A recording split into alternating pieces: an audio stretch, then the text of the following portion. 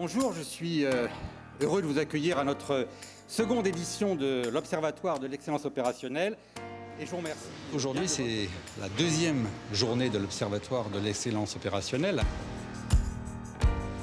Nous ferons le point sur le progrès des pratiques de l'excellence opérationnelle que nous avons pu observer dans nos clubs et nous montrerons aussi à notre auditoire de nouveaux exemples de l'excellence opérationnelle dans des domaines tels que le numérique, la santé, les assurances et bien sûr le manufacturing. Nous partons du client et de son besoin de simplicité. Nous utilisons nos distributeurs, notre offre et évidemment l'utilisation de la donnée. L'objectif de l'excellence opérationnelle, c'est d'améliorer en permanence la qualité que vous offrez aux clients. L'excellence opérationnelle, c'est réduire les coûts, améliorer la qualité. Il nous faut réussir à être à la fois efficace et efficient. Ça ne peut se faire que dans le cadre de l'amélioration continue et en étant innovant. Ça s'applique partout.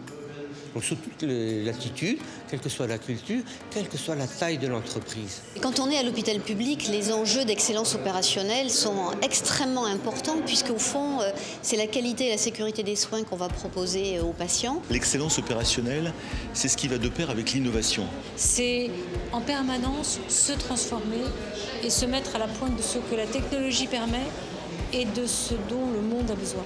Quelles ont été les deux recettes fondamentales de Radial? C'est l'innovation, toujours et encore, et c'est l'excellence opérationnelle. J'ai cherché à avoir une vision sur la partie organisation et la partie management parce qu'on fait beaucoup de changements d'organisation. Et les transitions, c'est pour moi ce qui est le plus difficile à réussir. Essayer de comprendre comment les autres ont fait, c'est très utile pour éviter de repasser par les mêmes erreurs. On est tous confrontés à des difficultés sur la pérennisation de la démarche ou le fait que ça prenne au sein des équipes. Donc voir partager les bonnes pratiques pour qu'on puisse les mettre en œuvre chez nous. Il y a certains messages qui sont passés aujourd'hui que j'ai beaucoup appréciés, notamment le fait de replacer le salarié au sein de la démarche. L'être humain au service de l'entreprise est absolument clé dans la transformation. Nous considérons effectivement qu'il faut créer en interne un écosystème.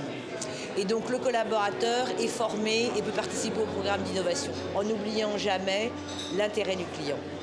Mon objectif était d'échanger, de croiser des pratiques avec d'autres secteurs industriels. C'est la raison qui me fait venir ici. La deuxième, c'est de rencontrer des consultants de haut niveau.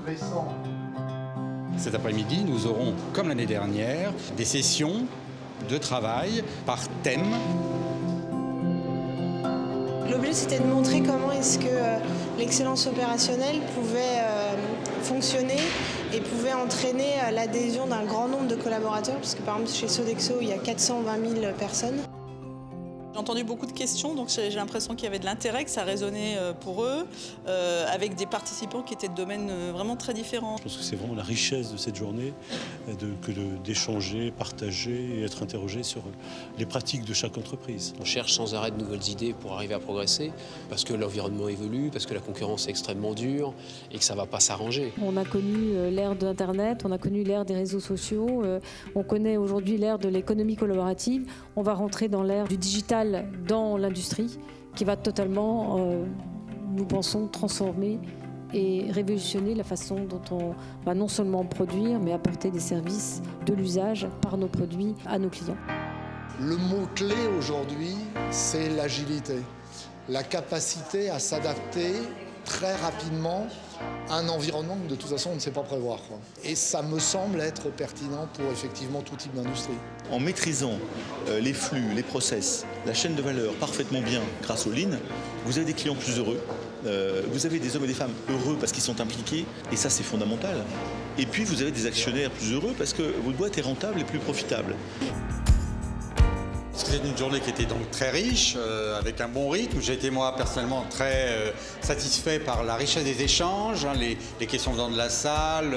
Et puis, comme je le disais ce soir, nous avons annoncé la création de la chaire de l'excellence opérationnelle. Je pense que l'année prochaine, on pourra faire le peut-être premier bilan de la première rentrée de cette chaire. Et ce sera un des thèmes, bien entendu, de l'année prochaine.